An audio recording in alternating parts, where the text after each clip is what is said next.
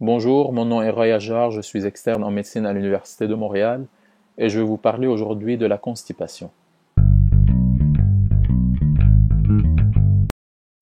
La constipation chronique est l'une des plaintes digestives les plus communes en clinique. Elle occasionne des frais substantiels en consultation, références médicales et examens paracliniques.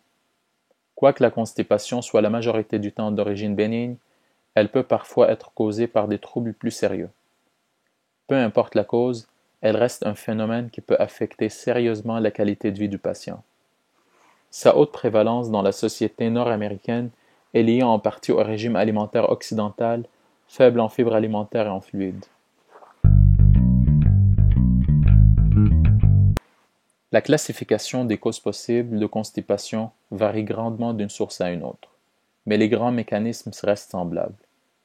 La constipation peut être induite par de l'obstruction, comme dans le cas d'une tumeur, d'une sténose ou d'un rectocèle par exemple, par un transit lent, dans le cas d'un diabète, d'une sclérose en plaques, d'une hypothyroïdie, d'une atteinte neurologique autre, ou même lors de la consommation de certains suppléments comme le calcium et le fer, ou même par une défécation déficiente en raison d'une atteinte neurologique centrale ou périphérique, ou d'une répression volontaire de l'évacuation des selles. Si la cause est indéterminée, la constipation est qualifiée de fonctionnelle idiopathique, isolée ou pouvant faire partie aussi d'un syndrome de l'intestin irritable. La constipation fonctionnelle est définie selon les critères diagnostiques de Rome 3, qui incluent plusieurs critères comme un effort d'évacuation, des selles dures, moins de 3 selles par semaine et autres. Pour plus d'informations sur les critères de constipation fonctionnelle, je vous invite à consulter les critères de Rome 3. Quand un patient se présente avec des symptômes de constipation, une anamnèse et un examen physique rigoureux doivent être effectués, puisqu'ils constituent généralement les éléments cliniques les plus efficaces pour l'identification d'une possible cause et pour une prise en charge adéquate. Il faut donc revoir avec le patient ses habitudes de selle, incluant la fréquence, la consistance, la présence de douleurs abdominales ou anorectales, de ballonnements, de difficultés d'évacuation ou même de sentiments d'évacuation incomplète. Il faut adresser avec lui aussi la chronologie du problème afin de déterminer si sa constipation est récente ou chronique. Les circonstances d'apparition peuvent également nous orienter vers l'étiologie, des changements de diète par exemple, ou une consommation diminuée de fluides ou de fibres alimentaires. De plus, il faut interroger le patient sur les médicaments, les produits naturels, ainsi que les suppléments de prescription ou en vente libre qu'il consomme. L'utilisation de laxatifs, de suppositoires ou de lavements est à demander aussi. Les habitudes de vie, incluant entre autres la diète et son contenu approximatif en fibres alimentaires et en fluides, sont à noter également. Une revue complète du système gastro-intestinal est essentielle.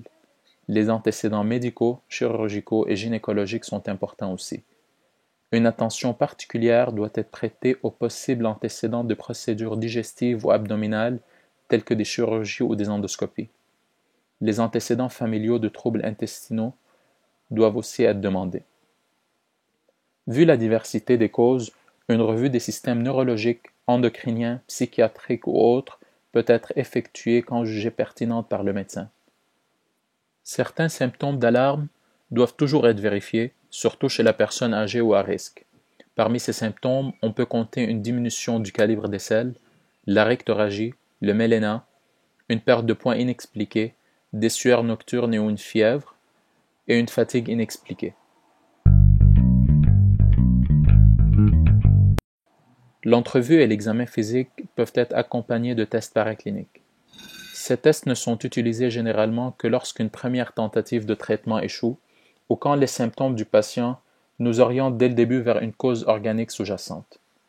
Ainsi, des tests de manométrie anorectale, de défécographie, une mesure du transit colique avec des radiomarqueurs, ou même des plaques simples de l'abdomen et une coloscopie peuvent être demandés. L'investigation de potentiels problèmes neurologiques, endocriniens ou autres peuvent être réalisés quand jugés pertinents. Chez la personne âgée, la prévalence de la constipation est plus élevée que chez la population générale. Parmi les nombreux facteurs de risque, on peut compter le vieillissement, le sexe féminin, la sédentarité, un faible niveau d'éducation, l'usage de certains médicaments, la dépression, ainsi que le simple fait de manger moins. Malgré tout, une attention particulière doit être portée aux causes obstructives plus prévalentes avec l'âge, telles que le cancer colorectal. Chez la personne âgée, un examen physique rigoureux doit être effectué avec une attention particulière sur la présence possible d'un fécalome au toucher rectal. Cette trouvaille, une complication très susceptible d'être vue chez la personne âgée, nécessite l'usage d'un laxatif, une extraction manuelle ou même une extraction chirurgicale urgente dans certains cas sévères. Il ne faut pas oublier que chez la personne âgée, la constipation peut être accompagnée plus souvent d'incontinence fécale ou même urinaire, nécessitant parfois une évaluation de l'autonomie du patient. Pour traiter la constipation chez l'adulte ou la personne âgée, on commence par instaurer des changements diététiques incluant plus de fibres alimentaires et de fluides.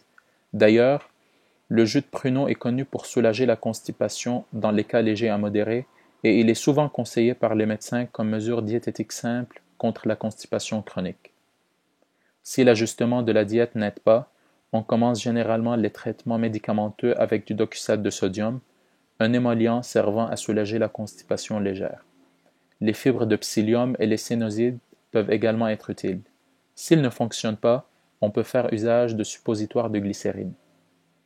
Dans des cas plus sévères où les médicaments mentionnés précédemment ne fonctionnent pas, des agents osmotiques comme le polyéthylène glycol ou le lactulose, des laxatifs stimulants tels que le bisagodil ou le sodium picosulfate, ou même des agents sécrétoires tels que le lubiprostone ou le linaclotide peuvent être utilisés. Ces derniers médicaments sont en général plus puissants et sont réservés aux cas difficiles. Des cas de constipation très sévères accompagnés de défécation déficiente peuvent nécessiter même une colectomie partielle ou l'injection de toxines botuliniques dans le muscle puborectalis. Ces cas sont très rares. Chez tous les patients, une attention particulière doit toujours être portée sur les comorbidités et les médicaments consommés afin de prévenir de possibles effets secondaires sérieux ou d'éventuelles interactions médicamenteuses. Avant de conclure, on va aborder brièvement la constipation chez l'enfant. Celle-ci est une plainte commune dans la population pédiatrique. Il faut comprendre tout d'abord que la fréquence des selles chez l'enfant diminue graduellement avec l'âge, allant d'environ 3 selles par jour après la naissance et durant la première année, jusqu'à environ 1 selle par jour à l'âge de 4 ans. La constipation est plus difficile à objectiver chez l'enfant, c'est pourquoi les parents doivent être impliqués activement dans l'évaluation et la prise en charge du problème. Ainsi, ceux-ci, avec la collaboration de l'enfant quand c'est possible, doivent rapporter la fréquence des selles, leur consistance, la présence d'une possible difficulté d'évacuation ou de douleur anorectale à la défécation.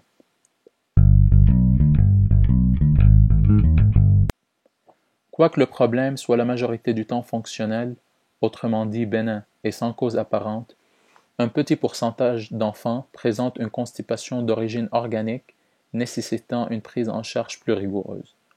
Parmi les étiologies organiques de constipation les plus fréquentes en pédiatrie, on peut compter les troubles neurologiques intestinaux, comme la maladie de Hirschsprung et la dysplasie neuronale intestinale, des sténoses congénitales du côlon, la sclérodermie, la sclérose en plaques, des anomalies anorectales comme un anus imperforé par exemple avec présence de fistules, l'hypothyroïdie congénitale, les atteintes de la moelle, une intolérance au lait de vache et la liste continue. Même si la constipation fonctionnelle idiopathique chez l'enfant n'a pas de cause démontrable, elle semble plus susceptible de se présenter durant certains moments particuliers, soit durant la transition d'aliments liquides à solides, durant l'apprentissage à la propreté et durant la rentrée scolaire.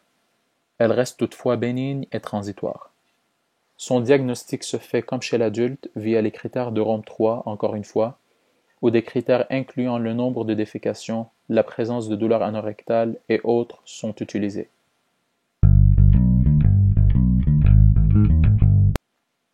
Comme toujours, certains signes d'alarme doivent être demandés.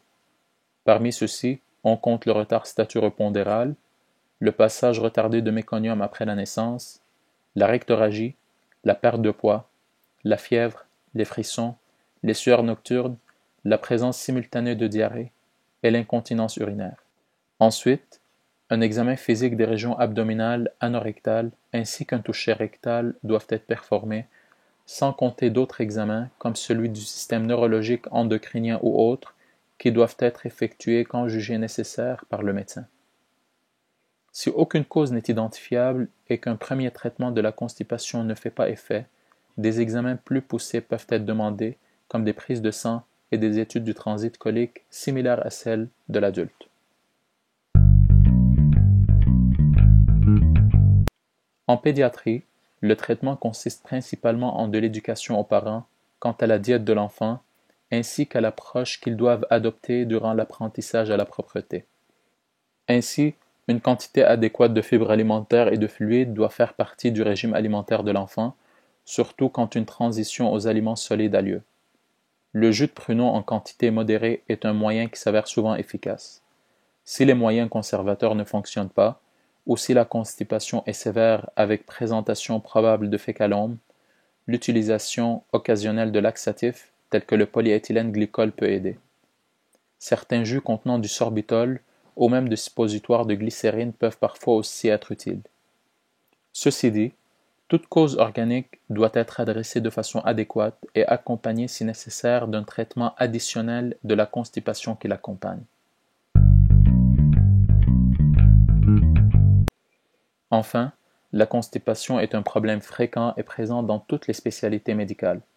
Quoique bénin la majorité du temps, une prise en charge rigoureuse doit être menée afin de déceler de possibles causes sous-jacentes sérieuses ainsi que pour améliorer la qualité de vie du patient. Merci pour l'écoute.